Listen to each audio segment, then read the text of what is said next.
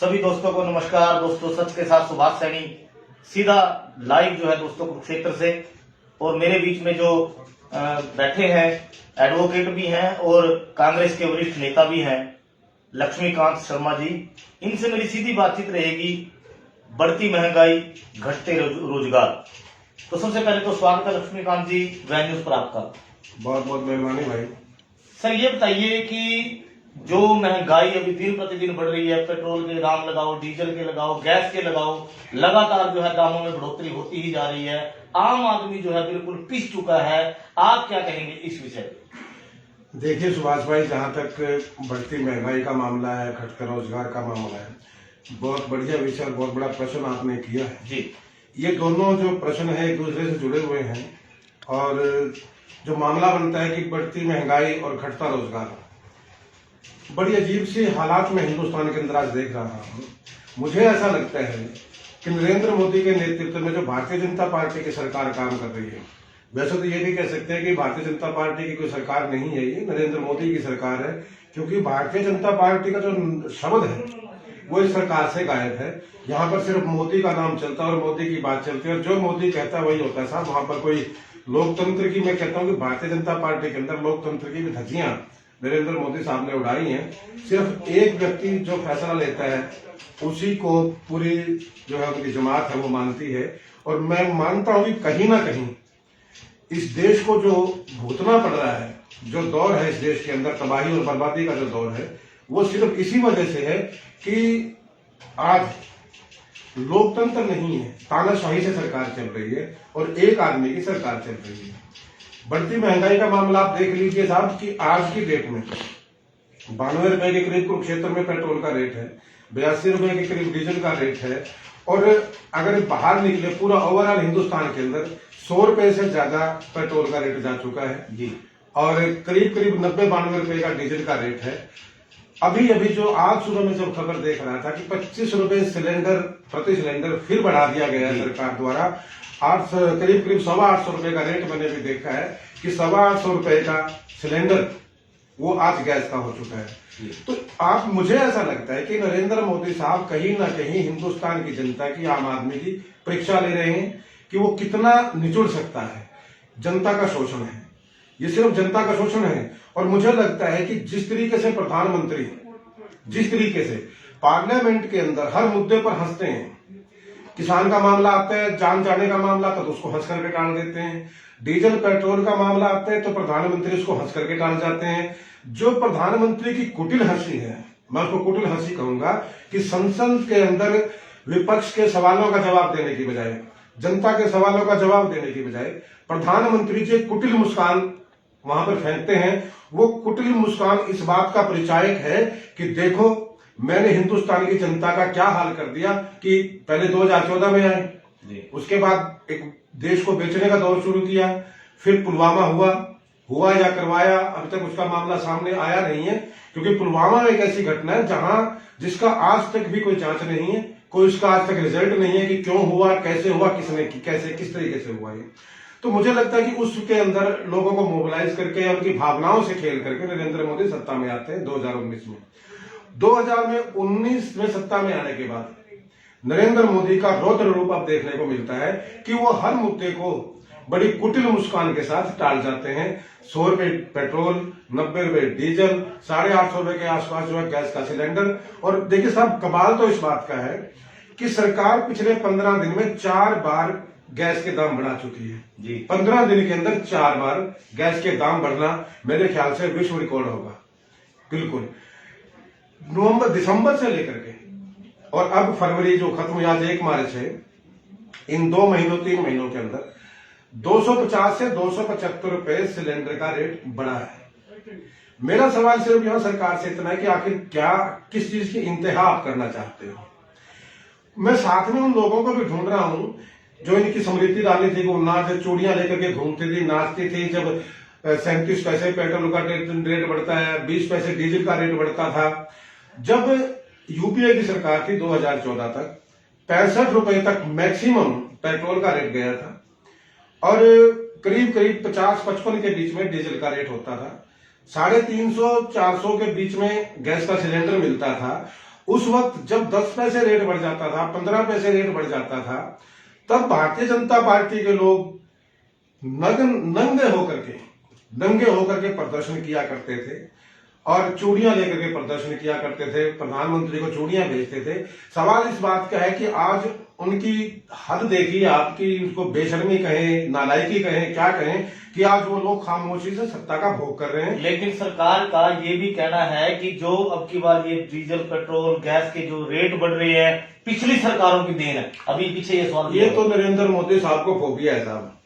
वो तो हर बात के लिए जो चीज बेचते हैं उसको नेहरू को पहले कोसेंगे, उसके बाद उसी चीज को बेच देंगे। नैतिकता नहीं है इन लोगों के अंदर। पहले तो कहते हैं किया क्या है, पूछते हैं कि कांग्रेस ने 70 साल में क्या किया। आज तक तो इनके 70 साल पूरे नहीं हो भाई। 54 साल को 70 साल बना देते हैं। चलो आपने 70 भी बनाए, फिर जो आप बेच रहे हो साहब, एयरलाइंस बेच रहे हो, रेलवे बेच रहे हो, LIC बेच रहे हो, BHNL बेच रहे हो, वो आपके बाबा ने बनाई थी क्या? वो आपके परिवार के लोग बना करके गए थे क्या?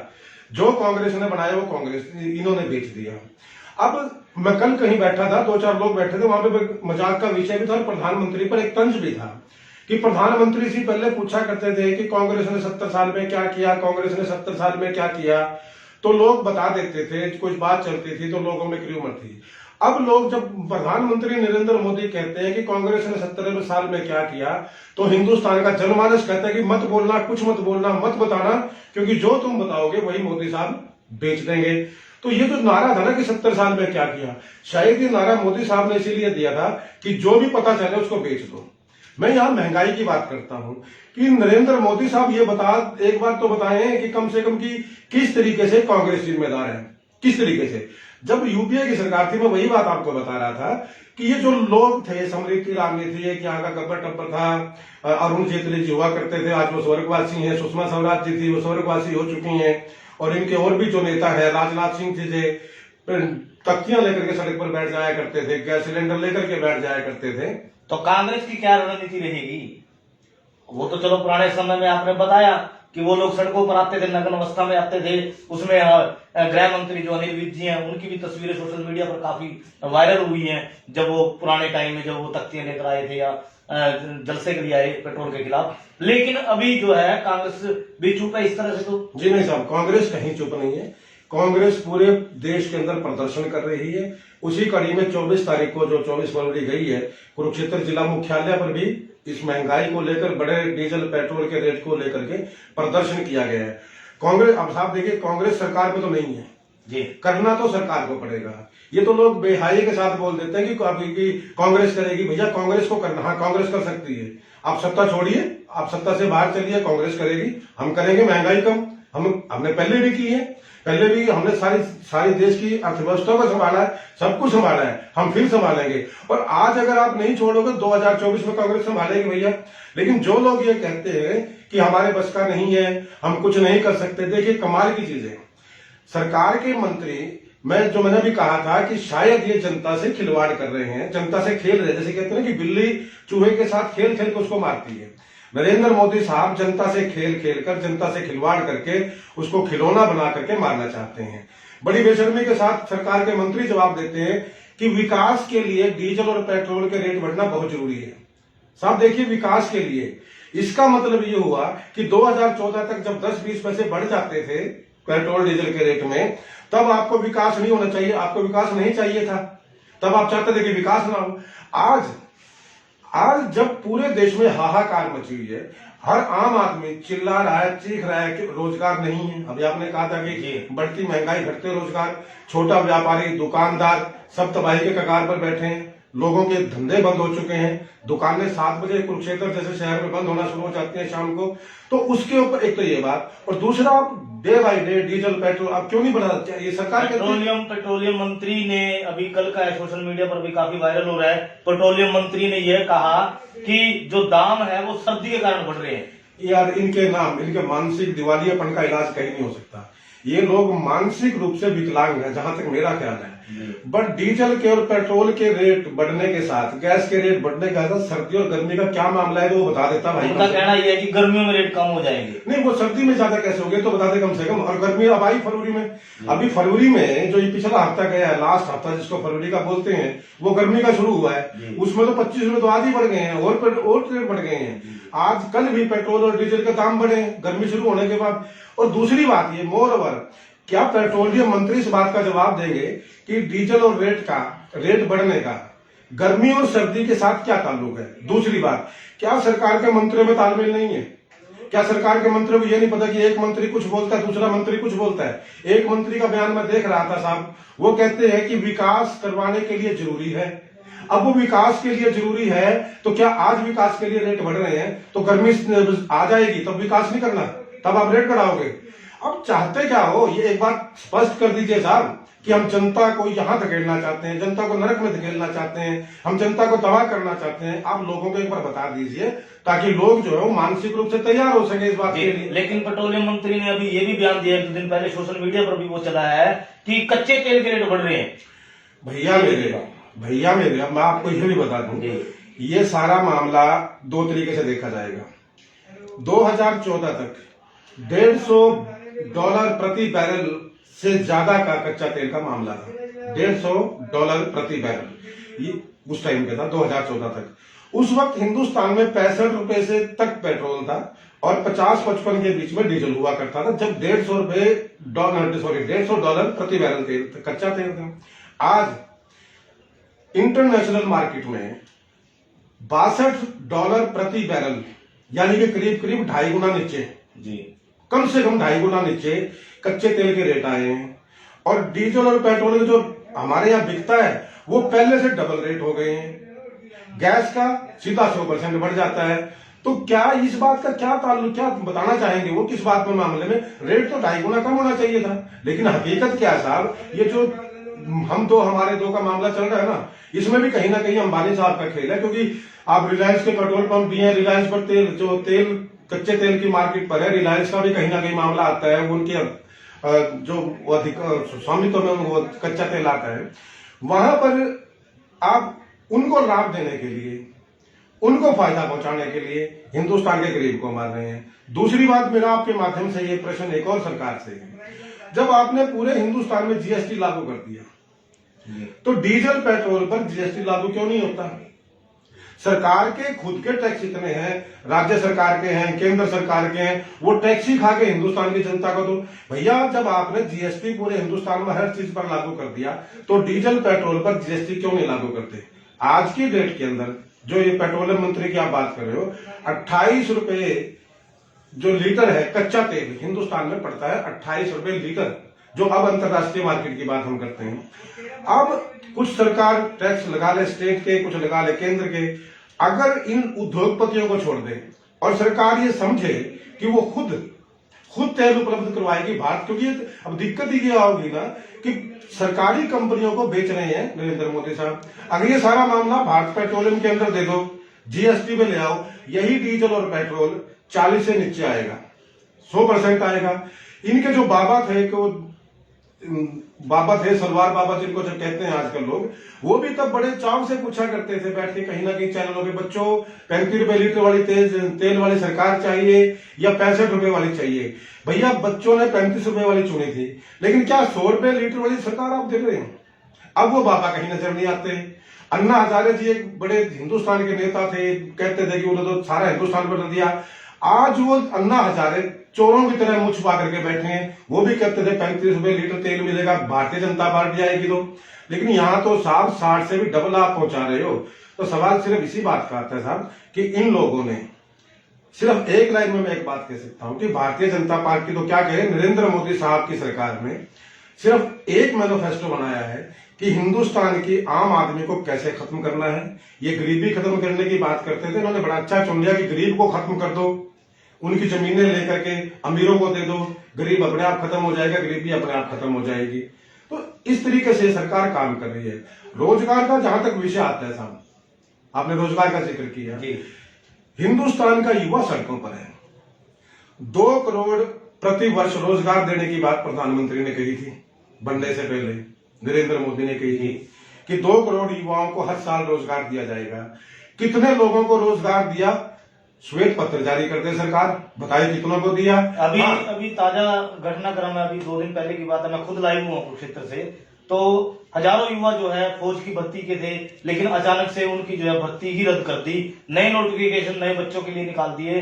बच्चों का आरोप ये था कि हम तो जी कोरोना के समय में लुक छिप कर अपनी तैयारियां करते रहे कि हम फौज में भर्ती होंगे, लेकिन यहाँ पर अब उम्र का हवाला देकर हमारी भर्ती रद्द कर दी, नई नोटिफिकेशन निकाल दी 18 से 22 साल। आप क्या कहेंगे? देखिए, मैं वही बात अभी कह रहा था कि ये सरकार एक, वो जैसे आपने गांव के आदमी हो, मैं भी गांव का आदमी हूं, कि बिल्ली और चूहे का खेल होता है कि बिल्ली चूहे को खिला खिला करके, बोला उसको घुमा फिरा करके मारती है। ये भारतीय जनता पार्टी की जो सरकार है मोदी साहब की, ये हिंदुस्तान के नौजवान को, छोटे व्यापारी को, छोटे दुकानदार को खिला खिला करके, घुमा फिरा करके मारना चाहती है ताकि उसको पता भी ना लगे। अब देखिए, युवाओं का जहां, अब आपने जिस भर्ती का जिक्र किया वो तो बहुत छोटी सी बात है साहब। ये पहली सरकार बनी है। वैसे तो मोदी साहब जब से आए ना, वो कहते हैं कि पहली बार हुआ। तो मैं 3 इंस्टेंस आपको बताता हूं जो भारतीय जनता पार्टी की सरकार में कह लिया, मोदी की सरकार में कह लिया, पहली बार हुए। अब तक होता क्या आया था कि किसी एक सरकार ने भर्ती की है, उसके अंदर कोई भी दंगा आया, वो कोर्ट ने अगर उनको निष्कासित किया, अगली सरकार के आने के बाद किया। और कांग्रेस ने तो पिछली सरकारों को निकाले हुए कर्मचारियों को भी समायोजित किया, उनको किसी और तरीके से सरकार में एडजस्ट भी किया। लेकिन ये सरकार पहली ऐसी सरकार है हरियाणा के अंदर मैं देखता हूं कि जिसने अपनी भर्ती को ही 3 बार लोगों को भर्ती किया और कैंसिल कर दिया। पीजी की टीचर का मामला आता है, संस्कृत टीचर का मामला आता है, पूरे हरियाणा को पता है, पूरी दुनिया को पता है। बल्कि बड़ौदा का जब चुनाव हुआ था 2015 में इनकी भर्ती हुई थी, जहां तक मेरा ज्ञान में बात है, ये मेरे संज्ञान में बात है कि 2015 में भर्ती हुई संस्कृत टीचर की, और उनको अपॉइंटमेंट लेटर नहीं दिए 3 साल तक, 3.5 साल तक। बड़ौदा में लोगों ने प्रदर्शन भी किया, सीएम को काले झंडे भी दिखाए, सीएम सिटी में प्रदर्शन किया, और अब अंत में आकर क्या क्या हुआ कि 4 साल के बाद वो भर्ती पीजी की टीचर की, उनको ज्वाइन तो क्या करवाना था उसको रद्द कर दिया गया। पहला मामला, इसी सरकार ने भर्ती की, इसी ने कैंसिल कर दिया। उसके बाद आप आइए 2019 का, जब जींद का उपचुनाव था, इन्होंने तमाम आचार संहिताओं को दाव पर लगा करके बड़ी बेशर्मी के साथ उस वक्त ग्रुप डी की भर्ती डिक्लेयर की थी, ग्रुप डी के कर्मचारी भर्ती किए थे ताकि जींद का चुनाव जीत सके। आप चुनाव जीत गए। अब मुझे पता लगा है कि उस ग्रुप डी की भर्ती में से जो स्पोर्ट्स कोटे के लड़के लगे थे ग्रुप डी में, उनको हटा दिया गया। ये इसी सरकार ने भर्ती किया और इसी ने हटा दिया गया। तीसरा जो सबसे बड़ा एक और मामला आया है कि अभी कुछ और सब्जेक्ट के और टीचर हैं जिन्होंने लगाए थे, उनको हटाया गया है। एक मामला भी आया है जो दुष्यंत चौटाला साहब का और सीएम साहब का मामला आता है कि जो कुछ एसडीओ भर्ती किए थे इन्होंने, वो हरियाणा की बजाय, हरियाणा से लेने की बजाय, क्योंकि शायद उनसे पैसा नहीं खा सके होंगे, वो दूसरे स्टेटों से बाहर से भर्ती कर दिए उन लोगों ने आकर के। तो इस तरीके से ये लोग रोजगार का मामला कर रहे हैं। मुझे लगता है कि ये जनता के हितों से, युवाओं के हित के साथ खिलवाड़ कर रहे हैं और लोगों को सिर्फ दंश दे रहे हैं। और मुझे ऐसा लगता है कि कहीं ना कहीं ये जो लोग आज तक सत्ता में नहीं आए थे 2014 तक, वैसे तो 1996 में भारतीय जनता पार्टी की सरकार आई थी वाजपेयी जी के नेतृत्व में, लेकिन ये उसको अपनी सरकार नहीं मानते। मैं बड़े खुले मन से कहता हूं कि नरेंद्र मोदी, भारतीय जनता पार्टी की सरकार 1996 से लेकर और 2004 तक जो रही है, उस सरकार को अपनी सरकार नहीं मानते, क्योंकि नरेंद्र मोदी साहब जब भी बात करते हैं 60-70 साल की करते हैं, यानी कि उस कार्यकाल को, वाजपेयी जी के कार्यकाल को नरेंद्र मोदी भारतीय जनता पार्टी का कार्यकाल नहीं मानते। लेकिन उसके बावजूद भी जब ये आज सत्ता में आए हैं, मुझे ऐसा लगता है कहीं ना कहीं मोदी साहब को ऐसी खींच है इनके मन में, कोई सोच इनकी बनी हुई है कि जो अपनी खुंदक जिस तरीके से कहते हैं ना कि भाई अभी मैं बड़ी, मतलब एक छोटी सी बात मेरे दिमाग में आई है कि भाई ने मुझे बताई थी, किसान साथी ने मेरे ने, वो कहता था कि किसानों से मोदी साहब को नफरत क्यों है। अब वो झूठ है सच, वो तो उस भाई ने मुझे बताई है। उसने कहा कि साहब, नरेंद्र मोदी साहब जब चाय बेचते थे तो बोला किसी किसान से दूध लिया करते थे, 2-3 महीने दूध लेने के बाद उस किसान के पैसे उन्होंने दिए नहीं, किसान ने दूध देना बंद कर दिया, साहब की चाय की दुकान बंद होगी। अब पता यह लगा है कि शायद उस दूध वाले की खुंदक पूरे किसान कम्युनिटी से लोग निकाल रहे हैं। ये बड़ी अजीब सी सिचुएशन नरेंद्र मोदी साहब ने हिंदुस्तान में पैदा कर दी है। महंगाई बढ़ रही है, लोग मर रहे हैं, तड़प रहे हैं, महंगाई आसमान तो, अब मैं वो तो शब्द ही नहीं रहे साहब कि आसमान को छू रही है, क्योंकि आसमान तो अब नीचे आ चुका है, महंगाई तो आसमान से ऊपर निकल चुकी है। अगर सरकार में जरा सी भी नैतिकता है, कुछ थोड़ी सी हया बाकी है, कहीं ना कहीं ये समझते हैं कि आम आदमी को भी जीने का हक है, अंबानी अडानी को ही नहीं। इन्होंने तो ऐसा मामला फिट कर दिया साहब कि अंबानी जिए, अडानी जिए, और इसके जो नीरव मोदी, मेहुल चोकसी, बाबा रामदेव ये जिए, और बाकी पूरी हिंदुस्तान की जनता मरती है तो आज मरे कल मरे, जब चाहे वो मर सकती है। ऐसे हालात में ये लोग सरकार जो है आम आदमी को लेकर के आई है। अगर सरकार में जरा सी भी नैतिकता कहीं बाकी है तो मेरा ये कहना है कि ये लोग कहा करते थे 2013 के अंदर जब प्रदर्शन करते थे, नंगे होकर के प्रदर्शन किया करते थे, तब ये कहते थे कि 2004 तक वाजपेयी की सरकार थी, उस तक अगर आप उससे कम नहीं, क्योंकि कांग्रेस ने महंगाई कम की थी। ये लोग कहते थे कि नहीं, आपने महंगाई कम किया, आप और कम कर दीजिए, और कर रही है। ठीक है भाई, कांग्रेस लगातार महंगाई कम करती रही, ये कहने लगे कि 2004 तक के रेट ले आइए। आज मैं इनसे मांग करता हूं कि अगर आप में नैतिकता कहीं बाकी है भारतीय जनता पार्टी के लोगों में, तो 2004 ना सही, लेकिन जो 2014 के रेट थे, 60 रुपए डीजल पे, 55 रुपए 50 रुपए डीजल और 65 रुपए पेट्रोल, 350 रुपए का गैस का सिलेंडर, आप यहीं तक ले आइए कम से कम। आपका बहुत बड़ा एहसान होगा इस देश के ऊपर, इस देश के आम आदमी के ऊपर। तो महंगाई ने आम आदमी का जीना मुहाल किया है जी, बिल्कुल कमर तोड़ के रख दिया साहब। कोई भी आदमी इस स्थिति में नहीं है आज के टाइम में। अब क्या करते हैं साहब कि 100 रुपए के हिसाब से मान लेते हैं, पैसे लेकर के कोच में जाएंगे भाई, पेट्रोल डलवाएंगे, और वहां पे पेट्रोल रेट बड़ा मिलता है। 80 रुपए के हिसाब से डीजल के पैसे लेके जाओ, वहां पर बड़ा मिलता है। एक और षड्यंत्र देखिए आप, क्या घाल में इन लोगों ने, मैं आपको बताना चाहूंगा कि गैस सिलेंडर इन्होंने आम आदमी की सब्सिडी खत्म कर दी। आम आदमी की सब्सिडी खत्म कर दी, 4 रुपए 19 पैसे, 4 रुपए 10 पैसे सब्सिडी आती है। इन्होंने कहा कि हमने गरीब आदमी तक सिलेंडर पहुंचाया।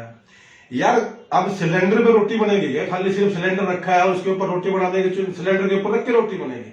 भी सिलेंडर पे तवा रखा, खाली सिलेंडर पे रोटी बनेगी? रोटी बनाने के लिए सिलेंडर के अंदर गैस चाहिए साहब, और गैस का सिलेंडर 850 रुपए है। एक मजदूरी करने वाला व्यक्ति, एक दिहाड़ीदार व्यक्ति, या गांव का जो गरीब आदमी है, क्या नरेंद्र मोदी बताएंगे कि वो 850 रुपए कहां से देगा भैया? कहां से, किस सिलेंडर का करेंगे? अपने सिलेंडर बेच दिए, अपने उद्योगपति मित्रों के सिलेंडर बिकवा दिए, अब उनका तो माल बिक गया, उसमें गैस जाए ना जाए। अब लोग इस काबिल नहीं, उनको आदत पड़ चुकी है, अब सिलेंडर मिल नहीं रहा, चूल्हे में बनाने के वो काबिल नहीं रहे, तो दोराहे पर खड़ा कर दिया है देश की जनता को। और मैं मानता हूं कि भारतीय जनता पार्टी की सरकार ने जो नरेंद्र मोदी के नेतृत्व में काम कर रही है, पूरी तरह से बढ़ती महंगाई और घटती जो रोजगार की बात आपने कही है, बिल्कुल ठीक कही है, और सही विश्लेषण आपका यह है। मैं मानता हूं इस तरीके से किया है कि आज हिंदुस्तान की जनता घुटनों के बल आ चुकी है। लेकिन मैं दावा करता हूं कि नरेंद्र मोदी साहब, अगर आप इन खरौतों से बाज नहीं आते, अगर आप इस देश की जनता का शोषण बंद नहीं करते, अगर आप देश की जनता को तबाही और बर्बादी से नहीं बचाते, तो याद रखना 2024 में नरेंद्र मोदी साहब खुद घुटनों के बल आ जाएंगे साहब। जी जी। तो ये थे हमारे साथ एडवोकेट भी हैं और वरिष्ठ नेता भी हैं कुरुक्षेत्र से, लक्ष्मीकांत शर्मा जी। बेबाक तरीके से जो है बातचीत रखी महंगाई, बढ़ती महंगाई और घटते रोजगार के बारे में। अगले लाइव तक दोस्तों बने रहे सुभाष सैनिक के साथ। आप सभी का बहुत बहुत धन्यवाद।